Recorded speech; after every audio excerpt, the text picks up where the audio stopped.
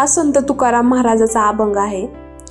या अभंगात तुकाराम महाराज म्हणतात, करकटावरी तुळशीच्या माळा, ऐसे रूप डोळा दावी हरी।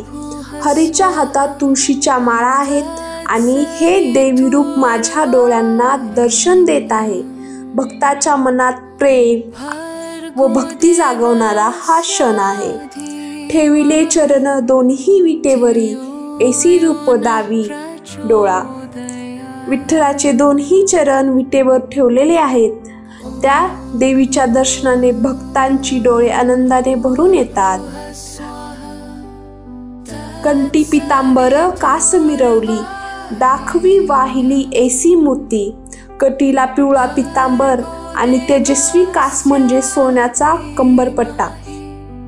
ही मूर्ती इतकी सुंदर की जणू स्वर्गातील देवताही पाहून थांबतील। गरुड पारावरील उभा राहिलासी, आठवे मानसीची तोची रूप। जणू गरुडावर उभा राहिलेला विष्णू, पण भक्ताच्या मनात आठवण होतो त्या विठ्ठलाच्या रूपाचीच। झुरणी पाझरा होऊ पाहे आता, येई पंढरीनाथा भेटावया।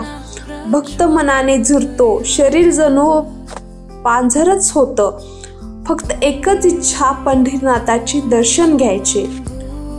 तुका म्हणे माझे पुरवावी आस, विनंती उदास करू नये।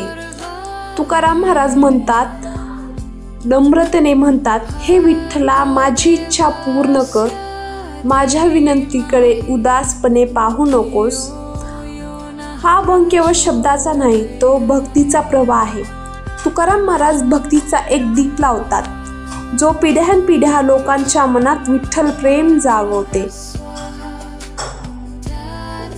विठ्ठल नाम उच्चारा, भक्तीने डोळे मिटा आणि त्या देवी मूर्तीचे दर्शन मनोमन करा। जय हरी विठ्ठल, जय पंढरीनाथ।